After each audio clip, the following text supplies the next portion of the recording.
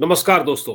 इस वीडियो में मैं आपके सामने उत्तर प्रदेश से जुड़ी हुई दो ऐसी सच्ची घटनाओं का जिक्र करने जा रहा हूं जिससे सुनकर जिसे देखते हुए आप हैरान और परेशान हो जाएंगे, क्योंकि निश्चित तौर पर ये बात हमारी सुरक्षा मामलों में सेंध से भी जुड़ा हुआ है। असल में ये कहानी शुरू होती है 1981 से।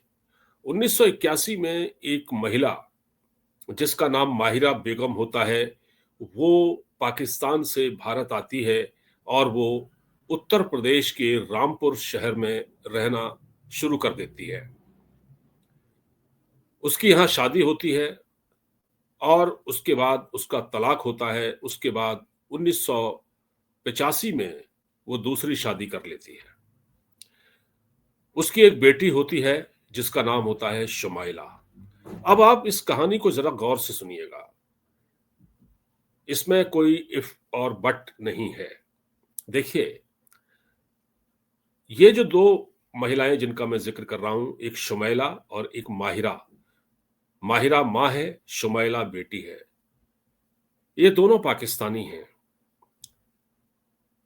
शुमैला का जन्म रामपुर में ही हुआ, जैसा कि वो बताती है, और माहिरा 1981 में ही आ गई थी और वो यहां गैर कानूनी तौर पर फर्जी कागजात के सहारे भारत में रह रही थी।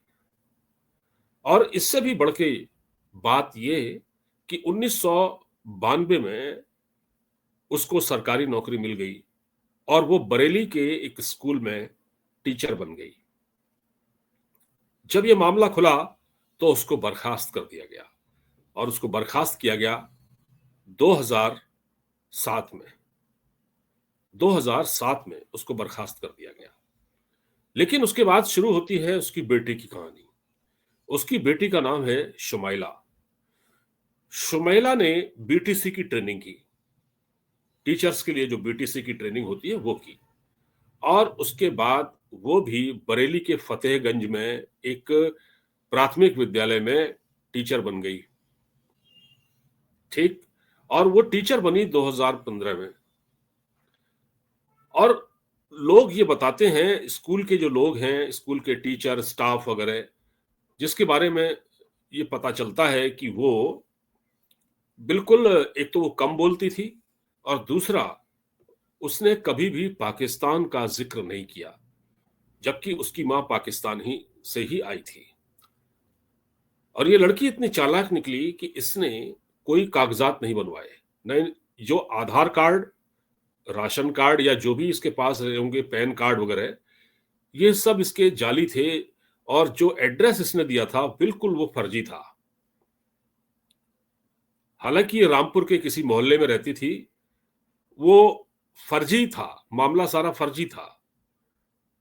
तो जब एक आध बार किसी को शक हुआ होगा तो किसी ने बताया होगा बेसिक शिक्षा विभाग को। तो उनके अधिकारियों ने कहा कि भाई आप अपने प्रॉपर जो पेपर्स होते हैं वो लाके दिखाइए। तो इसने ये दिखाया और ये सच्चाई नहीं बता पाई। फिर इसके पीछे एलआईयू को लगाया गया, लोकल इंटेलिजेंस को। तो लोकल इंटेलिजेंस, जो एलआईयू, जो खुफिया यूनिट होती है हर प्रदेश में, उसने इसकी जांच की। और इस जांच में यह सच पाया गया कि ये यहां पर जाली दस्तावेजों के आधार पर रह रही है और फर्जी एड्रेस है। तो आपने देखा कि उसकी मां ने भी यही जाली काम किया, यही फर्जी काम किया। वो भी 1981 में पाकिस्तान से आई थी और किस तरह से वो रह रही थी, और उसकी ही तरह उसकी बेटी ने भी वही तरीका अपनाया। और दोनों में समानता ये थी कि दोनों ही टीचर बन गए सरकारी स्कूल में, और दोनों ने हर महीने वहां से सैलरी उठाई और सारी सुविधाओं का लाभ उठाया। अब मां को तो खैर पहले ही बर्खास्त किया जा चुका है, अब बेटी को भी बर्खास्त कर दिया गया है नौकरी से, और अब उसकी गिरफ्तारी होगी। संभवतः पुलिस उसको गिरफ्तार कर लेगी जल्दी ही, और उसके बाद उसकी जो रिकवरी होगी पैसों की, वो भी होगी।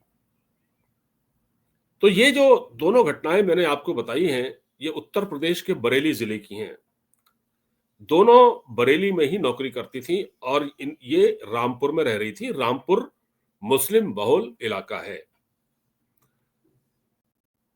देखिए दोस्तों, 2014 से पहले पाकिस्तानियों का हमारे देश में आना जाना बहुत ज्यादा था। पाकिस्तान के लोगों को यहाँ वीजा मिलता था। हेल्थ के लिए तो खैर अब भी शायद मिलता है, हेल्थ से रिलेटेड, क्योंकि वो इलाज कराने आते हैं। और वैसे जैसे कभी भारत में क्रिकेट मैच होता था तो मैच देखने के लिए वीजा मिलता था, घूमने के लिए मिलता था। लेकिन अब वो सब बंद हो गया है। और ये दोनों माँ बेटी ये यहाँ पर लॉन्ग टर्म वीजा लेकर रह रहे थे। यानी कि माँ भी लॉन्ग टर्म वीजा पर थी और बेटी भी थी। तो अब सवाल ये उठता है कि ये लोग इतने लंबे समय से जब यहां रह रहे थे तो ये संभव कैसे हो गया और उनकी जांच क्यों नहीं की गई। और सबसे बड़ी बात यह है कि उनके कागजात कैसे बन गए, फर्जी एड्रेस प्रूफ वगैरह कैसे उनका बन गया। और दूसरा ये, तीसरी बात ये कि जब वो यहां आए और यहां रहने लगे और लॉन्ग टर्म वीजा पर थे तो फिर वो वापस क्यों नहीं भेजे गए। दरअसल दोस्तों होता यह है कि पाकिस्तान से जो लोग यहां आते थे पहले, ये 1981 की बात कर रहा हूं जब ये आई थी ये महिला, अभी तक ये क्लियर नहीं बताया गया है रिपोर्ट्स में कि ये लाहौर से आई थी या कराची से आई थी या कहां से आई थी। लेकिन धड़ल्ले से ये लोग रह रहे थे यहां पर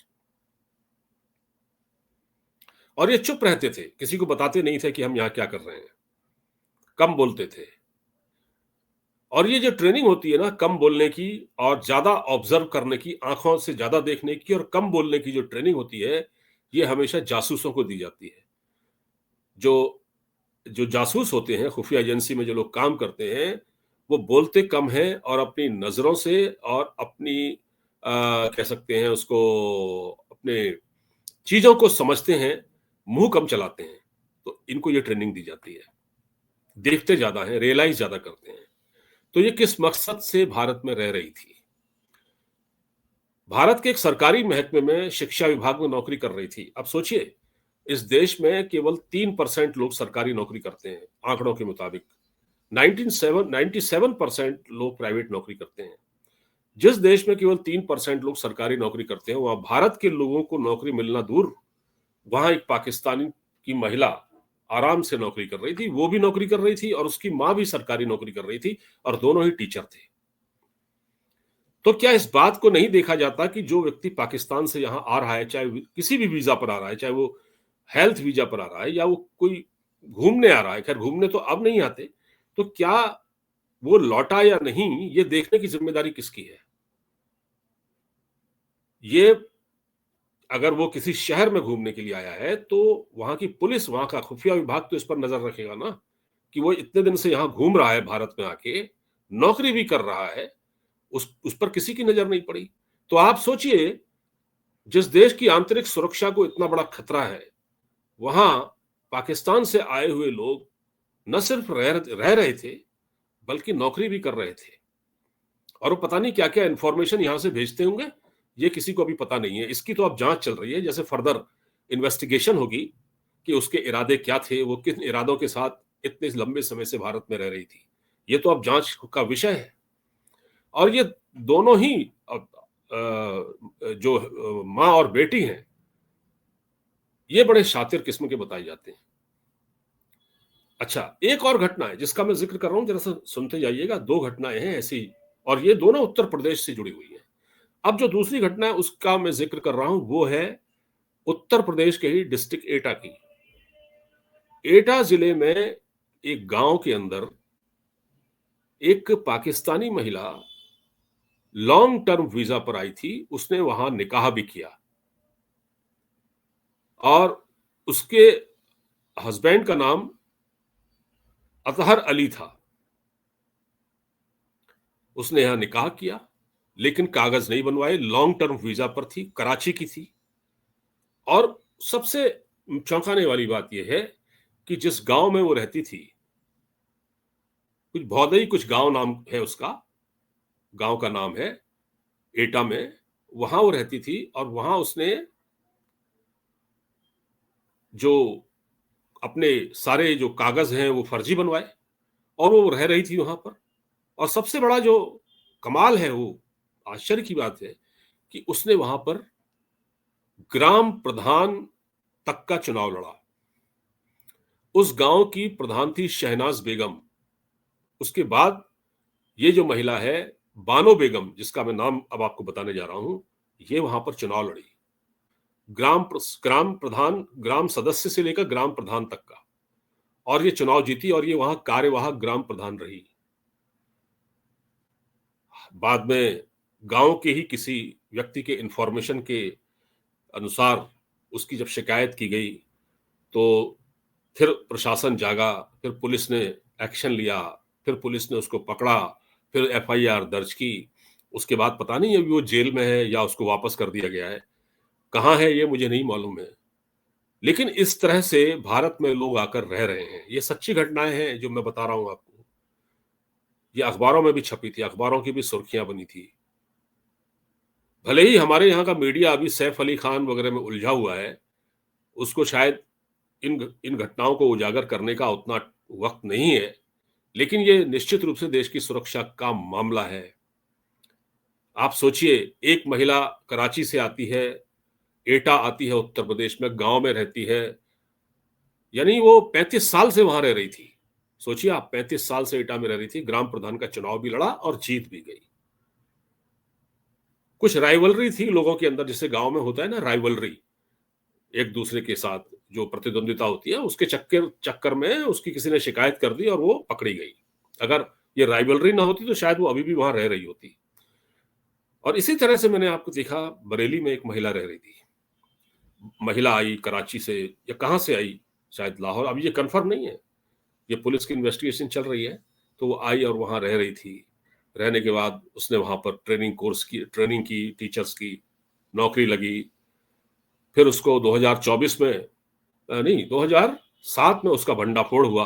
फिर उसको पकड़ा गया, बर्खास्त किया गया। उसकी लड़की ने भी यही काम किया, वो भी नौकरी कर रही थी और वो भी टीचर थी बरेली में। तो आपका क्या विचार है इस पर? क्या इस पर ये किसकी लापरवाही है? ये खुफिया तंत्र की लापरवाही है? ये पुलिस की लापरवाही है? ये किस स्तर पर ये लापरवाही है? जब हम देश की सुरक्षा की बात करते हैं तो ये चीजें बहुत महत्वपूर्ण हो जाती हैं। तो दोस्तों, आपका क्या विचार है? आप अपनी राय कमेंट बॉक्स में जरूर लिखें। अपनी राय दें कि इसको कैसे रोका जा सकता है और ये इनके इरादे क्या हो सकते हैं, और क्या ये लापरवाही का मामला है। वीडियो को लाइक, शेयर, सब्सक्राइब जरूर कर दीजिएगा, दोस्तों में शेयर कीजिएगा। नमस्कार।